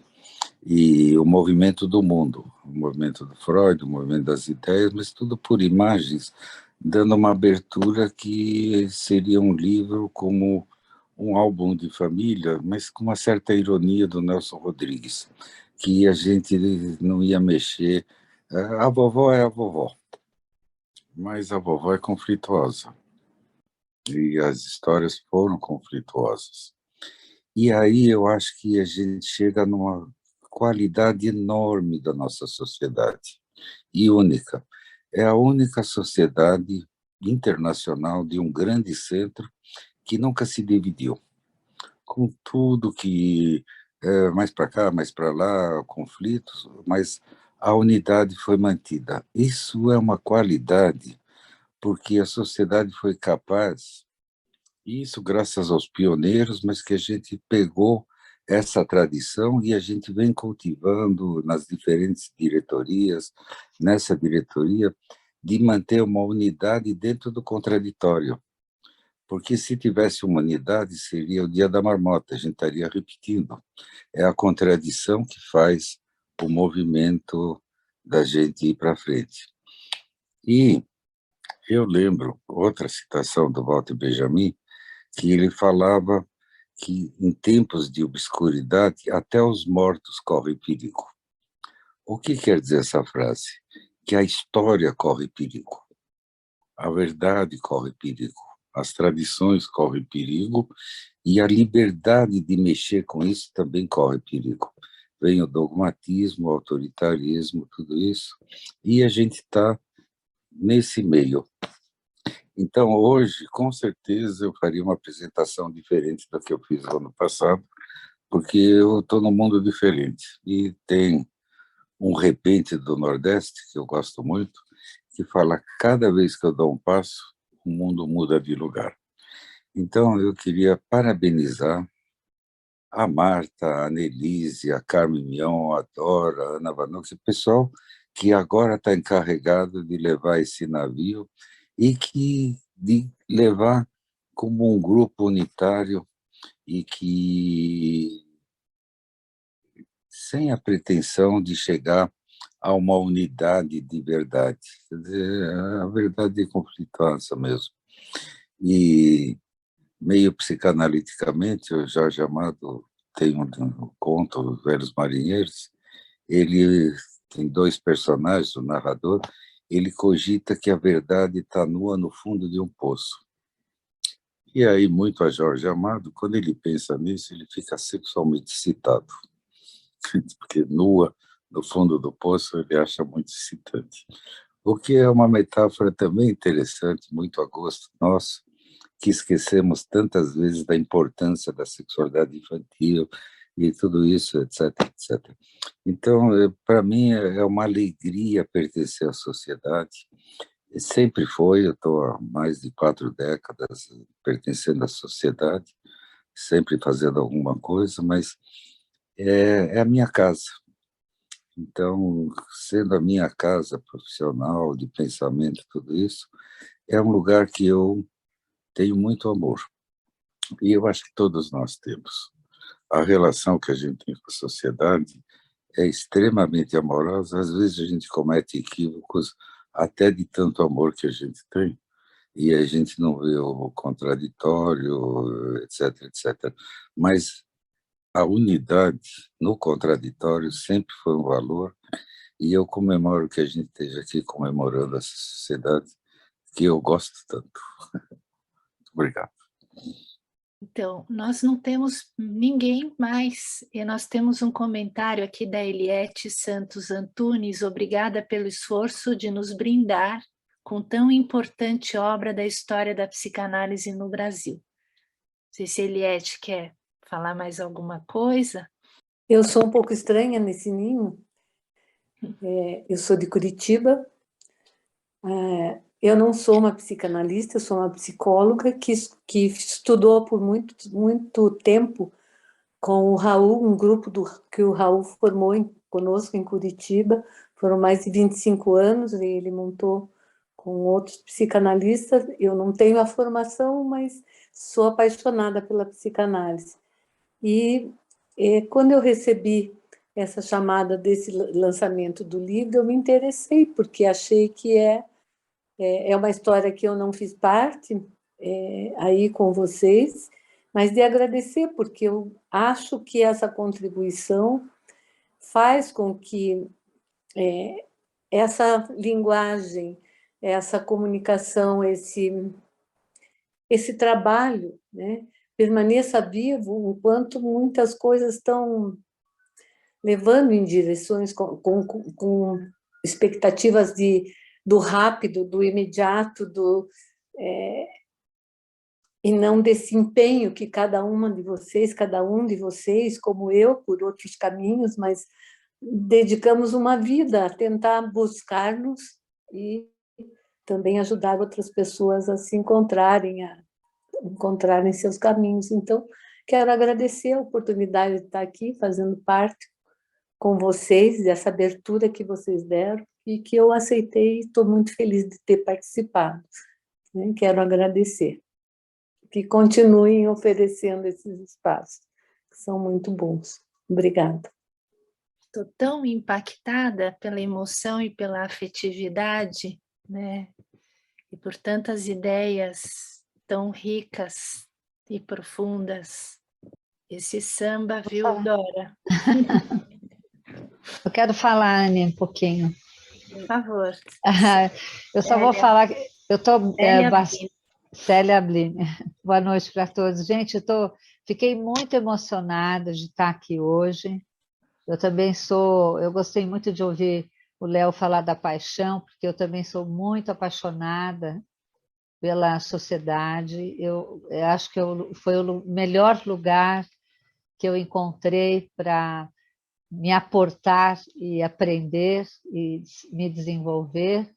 E eu quero agradecer muito essa diretoria por toda a força que tem dado a todos nós, né? E a garantia dessa diversidade que eu aprecio tanto, né? Porque eu acho que quando a gente fala do humano, a gente fala da diversidade, fala da diferença, né? E da importância dessa convivência. Então, eu estou muito grata de poder contribuir com a sociedade, estando em grupos como o da IDE, né? A quem eu quero agradecer muito, especialmente a Anne e todo o grupo, porque eu acho que eu cresci com eles e estou amando participar. E eu comecei bastante insegura e hoje estou tão feliz de estar nesse continente, né, da IDE, é muito bom.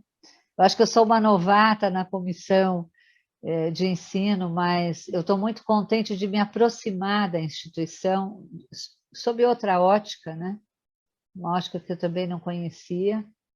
Então, eu quero parabenizar esse momento, a edição do livro, essa parceria. Quero muito agradecer a Carmen Mion por essa apresentação de hoje, que eu acho que ainda, para mim, complementa o texto que você deixou, né, já na primeira apresentação, e também a Dora, né, que vem acrescentando com o seu ponto de vista, sempre uma coisa nova aos textos. Já tinha sido interessante o primeiro, hoje ela fez uma colocação diferente, muito interessante também, e eu só quero dizer da minha paixão. Eu acho que se a sociedade continuar como tem sido nos últimos anos que eu a conheço, né, garantindo especialmente a profundidade, a diversidade e a formação de analistas, eu acho que é uma enorme honra, né, estar dentro dessa equipe. Então, parabéns a todos que compuseram o livro, a Marta, né, todo mundo que fez parte, os autores, e que nos premiam, né, com essa possibilidade de ler de novo e de ter num livro, porque é diferente você ler particularmente um texto ou outro e ler um livro, né, que fala de um tema. Então, muito obrigada a todos, só quero cumprimentá-los. Carmen, agora. Carmen. Oi, como eu vi que ninguém mais se inscreveu, mas aí a Célia se inscreveu. Mas se alguém quiser falar, eu já falei muito, pode. Acho que não tem mais ninguém inscrito. Só tem uma mensagem escrita da Neuci. Mas, Carmen, você podia só falar um pouco de como veio essa ideia, que eu entendo essa ideia como, né, uma ideia de confraternização, né? Uma ideia que tem esse caráter de unir, né? Como o Léo estava falando, né? Também pensamentos diferentes, né? Porque isso é muito rico, né? Esse é o tema, quer dizer, eu tinha levantado a mãozinha porque eu ia aproveitar, comentar um pouco o que os colegas falaram, e então vou começar o inverso, né, agradecer a Célia, dizer que é um prazer ver você no time, Célia, se colocando e trabalhando finalmente a sociedade, né, assim, e uma contribuição muito grande aí e onde você tem trabalhado. Mas eu vou começar, então, eu ia começar pela Maria Olímpia, na verdade, que fez uma observação muito boa, Maria Olímpia. Faltou no nosso livro, eu acho, com certeza, a hora que você disse, claro que a Adélia está entre os fundadores, ela está lá desde o início, está aqui, está lá, não, está aqui, né? E sempre com essas características que você trouxe. Realmente, muito, muito bem lembrado. E, então, eu queria juntar um pouco o que a Dora, um aspecto do que a Dora falou com o que o Léo trouxe, né? E que está presente também no que você escreveu e a Marta falou, mesmo com a síntese dela, né? Que é a questão do tempo, né? Da memória do tempo, e esse tempo que nós viajamos para a memória do passado, mas ele se estende, né? Não existe, na verdade, a única coisa que nós temos é o presente. Então, nós trazemos a história, trazemos esse tempo passado, eu penso principalmente como aprendizado. E você me perguntou, bom, a questão que eu acho importante que a Dora trouxe bom, e agora, né, no presente? E toda essa experiência, né? Que uso que faremos dela no presente? Porque toda essa revisão da história nos ajuda a pensar, quando você olha para trás, qual é a sociedade que nós queremos agora, né? O que nós queremos para nós como grupo psicanalítico? Né? Como é que nós queremos viver e conviver essa sociedade que eu já nem sabia, Marta, que eu já tinha chegado nos 870, eu ainda estou nos 800. Então, são 870, né?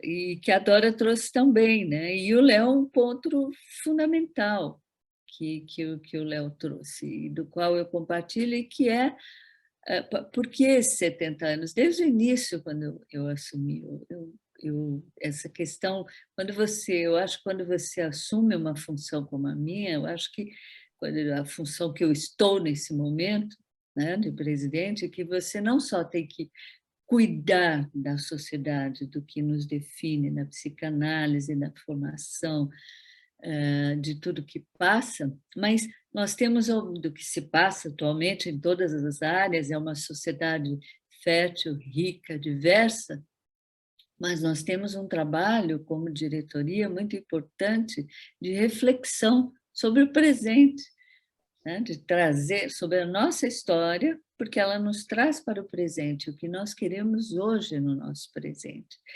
E a nossa sociedade, todo mundo sabe, ela é diversa, existe uma tensão, porque o mesmo fator que traz a nossa riqueza, que é a nossa diversidade, que é o pensamento diferente, é estar o tempo todo em confronto, ninguém está tranquilo na nossa sociedade. Cada apresentação, cada trabalho que você escreve, você vai ter que se confrontar com pessoas que pensam de maneira diferente, que têm uma outra percepção, ou que têm um outro referencial teórico, ou uma outra posição institucional, uma visão institucional diferente da sua. Então, isso é uma riqueza imensa, né? Por outro lado, é uma riqueza maior ainda, nós nunca temos nos dividido. Isso quer dizer que, de uma forma ou de outra, nós estamos, ao longo dos anos, sustentando essa tensão.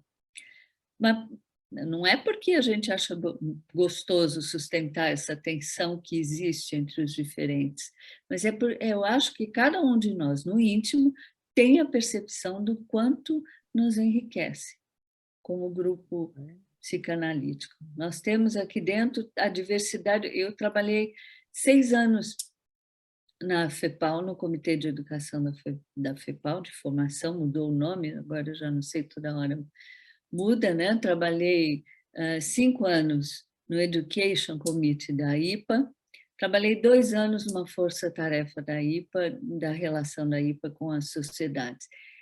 Eu tive o que mais me marcou ao longo desses anos todos, em contato com inúmeros institutos e sociedades, é que a nossa história não é só bonita. Nossa instituição, a nossa formação, ela é muito boa, ela é muito competente, e a nossa sociedade também. Comparando, é impressionante como a gente, sem sair, a primeira vez que eu saí do Brasil e entrei em contato com esse número enorme de institutos e sociedades, foi que eu pude ver, talvez, como uma estrangeira, talvez como a Rudinesco olhou para cá, né, Dora? Porque você olha de outro lugar, Você se coloca num outro lugar, olha e fala, nossa, como é democrática a nossa sociedade. Eu vivia reclamando, dizendo que era uma ditadura. De jeito nenhum. Ela é muito democrática, ela é muito diversa, ela é muito rica, né? A formação nossa, eu acho que é única. Eu não conheci nenhum instituto que tivesse tanta representação diversa como a nossa. Eu nunca vi, de tantas linhas psicanalíticas diferentes, né? E é isso, eu acho que é uma atenção, olhando a nossa história, quando eu pensei nos 70 anos, Anne, eu estava pensando em recuperar, como a gente recupera uma história da família, né? Eu não queria me estender, mas hoje eu tive nós tivemos minha família, quer dizer, alguém quer falar? Senão eu nem conto essa história. Se alguém quiser falar. Tem alguém levantou a mão, Anne? Ninguém, só duas mensagens elogiosas e também um agradecimento à Dora, né? Muito bonito escrito. Muito bom. Hoje de manhã eu tive uma comemoração, né?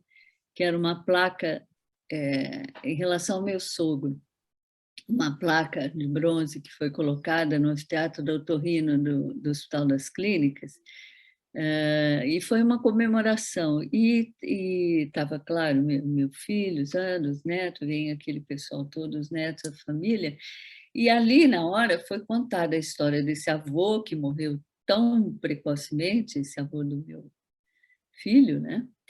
E bisavô dos meus netos, que morreu muito jovem.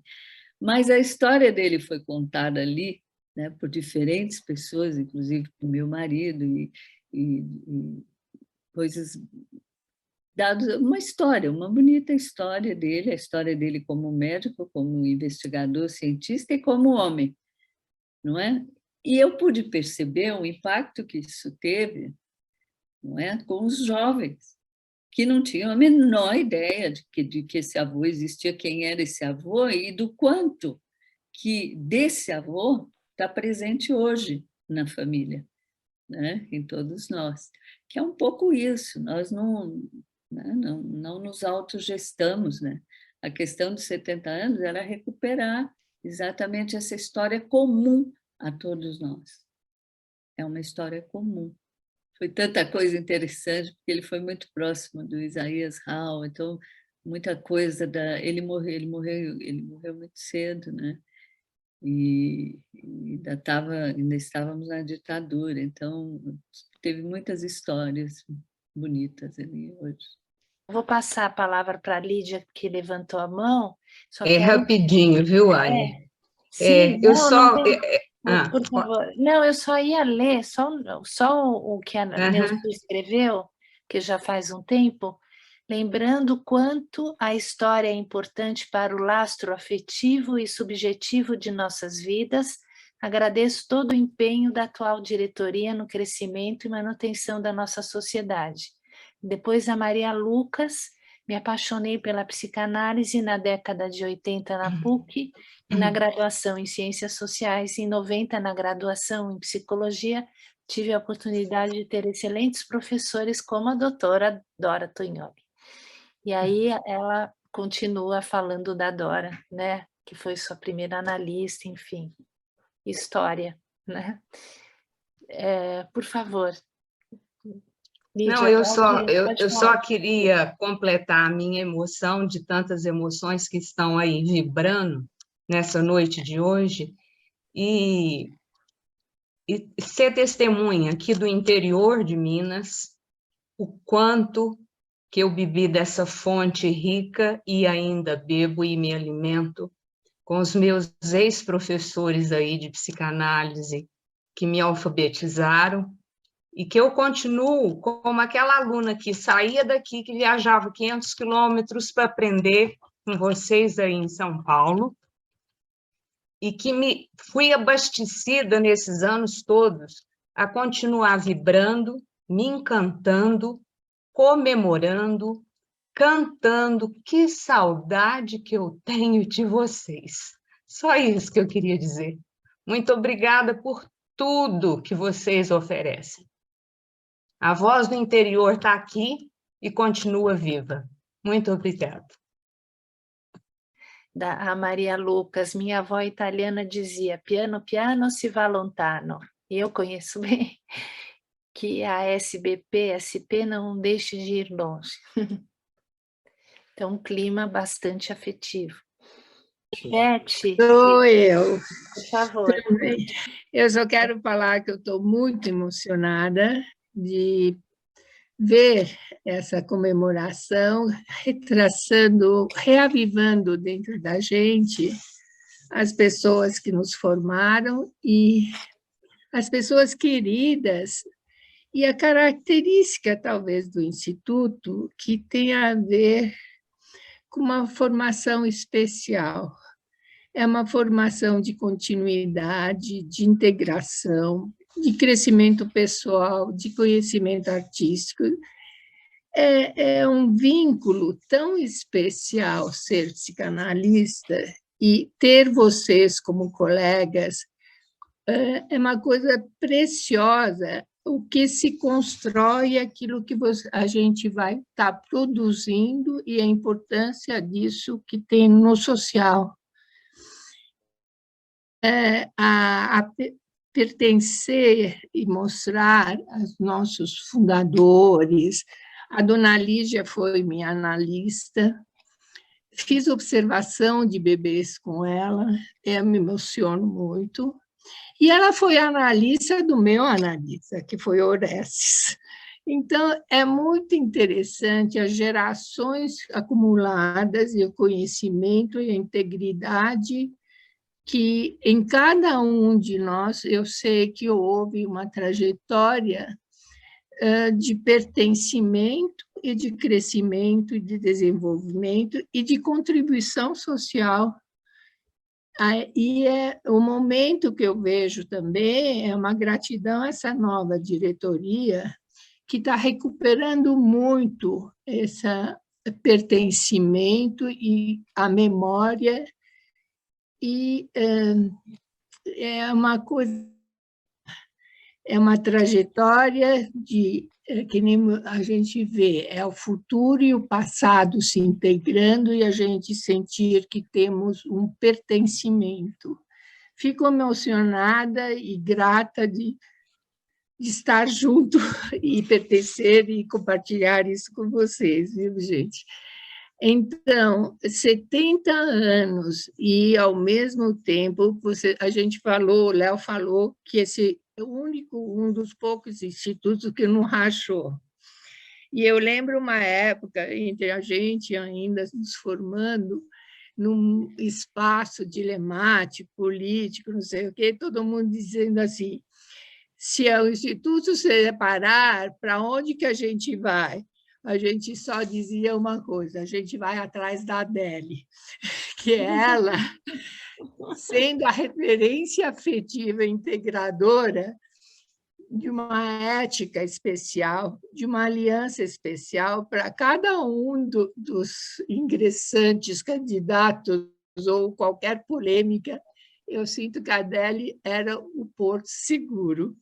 Então, quando vocês falam, eu gostei da Maria Limpa incluir a Adele, porque realmente ela tem uma história importantíssima dentro da evolução desse olhar mais panorâmico para as pessoas e protegendo todos nós, né?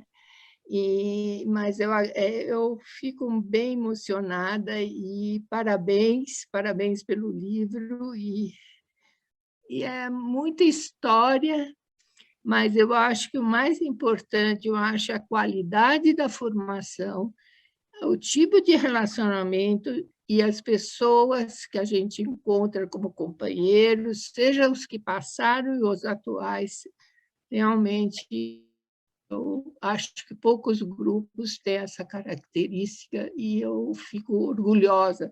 O Léo falou isso e eu falo também. Eu me sinto orgulhosa de pertencer a um grupo que está construindo tanta coisa. Obrigada. Obrigada a você. Só vou dizer uma coisinha antes do Léo falar. Reza a lenda que a gente nunca se separou porque quem ia ficar com a Adele? Ninguém. Não, eu lembro que a questão era resolvida. Onde Cardelli estiver, a gente vai. O Leopoldo, por favor. Léo? O que está dizendo é que quando a Adélia aposentar, nós vamos continuar sem se separar. Quer dizer, tem um patrimônio enorme, enorme que nos junta. E o patrimônio é muito móvel. A Virgínia já foi incensada por ser a primeira mulher que deitou no divã na América Latina. Depois, ela era muito incensada e homenageada por ter trazido o kleinerismo. Era outro momento da história da sociedade. Depois, ela foi responsável pela encorajar a vinda do Bion para São Paulo. E é inevitável que a psicanálise ela vai matizar a cultura inteira. Desde a obstetrícia, a cultura, a análise de imagens, tudo. E tudo também vai matizar. Então, a gente está vivendo um momento muito particular que a Virgínia é incensada agora por um outro motivo, e que tem a ver com o mundo entrando na nossa sociedade, pelo grande problema da nossa herança escravagista. Então, de repente, a gente tem uma nova Virgínia, com um novo lugar no panteão, com um novo colorido. Então, a história se move. Quer dizer, a gente conta a história baseado no passado, em cima do atual, mas pelo que, como a Carmen falou, pelos anseios do futuro. E a gente está criando uma geração de jovens e a gente tem que aprender com eles, porque esse mundo está muito, muito movido.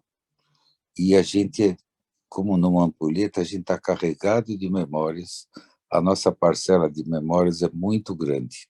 Então, é muito fértil quem tem menos memórias e mais anseios. Então, eu vejo os colegas, vejo a Carmen, que é minha colega desde o tempo do HC, e tantos outros que têm uma história, Maria Olímpia, que tem uma história de décadas, e todos têm, né? Mas eu sinto falta desses representantes do futuro, esses jovens, para quem essas coisas que são estranhas a nós, mais velhos, para eles nasceram com essas coisas. Não tem nenhum estranhamento, é assim que é. Assim como a gente estranhava a geração passada, quer dizer, a gente também é datado. Então, essa geração pós-guerra, ela veio com um vigor enorme. Então, a gente tinha presidentes jovens e tal. O mundo tem pessoas com 78 anos se candidatando a presidente dos Estados Unidos, a presidente do Brasil. Eu não sei, eu tenho um anseio pelos jovens. Assim, poxa, o que é tão estranho para mim, eles já saem sabendo. Então, é isso que eu tinha para dizer, dessa mobilidade histórica e como a gente vai acompanhando os tempos, como a sociedade foi diferente nos tempos da abertura democrática dos anos 90, final dos anos 80, e como vai caminhando, como ela se assusta com o ataque ao saber, à cultura, ao conhecimento, como ela se abre para esse movimento social de rever o passado escravagista. Tudo isso a gente é muito enriquecido também pelo mundo, e deve estar aberto ao mundo, porque a gente também influencia o mundo. A pedagogia é outra, o ensino é outro, a obstetrícia é outra, quer dizer, a compreensão de uma internação de criança é outra. Sem que a gente fale, a gente influencia. É um conhecimento que está no ar, ele impregna o tempo. E a gente é impregnado pelo tempo. Então, essa é outra riqueza muito grande que a gente tem. E eu queria muito agradecer a organização disso, a Carmen, a diretoria. Foi uma iniciativa muito feliz. A gente só tem a agradecer.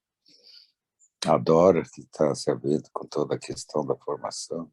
Todo mundo, né? Obrigado. A gente agradece a todos que estiveram aqui, a presença de todos, especialmente, então, sim, acho que a Maria Olímpia quer falar, mas bem brevemente, Maria Olímpia, porque nós já passamos do... Por favor. Não, é só assim, já que nós estamos falando sobre os nossos, sobre o de vocês antepassados, né? E convivemos, eu vou te contar uma coisa muito que mostra a personalidade da Virgínia de uma maneira mais ampla e fora aqui dos corredores analíticos. A Virgínia dançou com o Juscelino, dançou samba com o Juscelino, convidou Juscelino para ir à casa dele e ele foi, porque a Virgínia era extremamente respeitada em Brasília, fazia análise para um monte de ministros, etc. Bom, e eu ia muito à casa dela, porque a gente tinha ficado muito amiga também, mas lá em Brasília. Mas uma outra coisa também, teve uma festa lá, que ela adorava dar festas, e que ela disse, já sei, ninguém me tira para dançar, pegou um cabo de vassoura e saiu dançando com o cabo de vassoura. E disse, vocês estão vendo o que vocês perdem de parceira? Ela dançava bem, viu? Mas era isso, só para trazer um pouco da memória, sem ser aquela voltada especificamente para a cientificidade. Tá? Essa é a Virgínia que nós tínhamos. Para fechar lindamente a noite. Então, obrigada a todos vocês, especialmente obrigada também a Carmen Mion, que teve essa ideia. Obrigada ao Leopoldo, que contribuiu bastante essa noite. Obrigada a Marta Foster, que foi uma grande empreendedora, como sempre. A nossa querida Ana Vanu, que adora, aos autores do livro, a todos que estão aqui. Estou vendo algumas pessoas que ficaram silenciosas, né? Estou vendo a Marina, Márcia, a Leda, Herman, estou vendo muita gente que ficou em silêncio, mas queria agradecer a Gláucia Furtado. Muito obrigado a todos. Boa noite. Obrigado a você também. Beijo, Boa noite. Obrigada. Boa noite a todos. Obrigada. Boa noite. Vamos sair com muita esperança dessa reunião. Sim.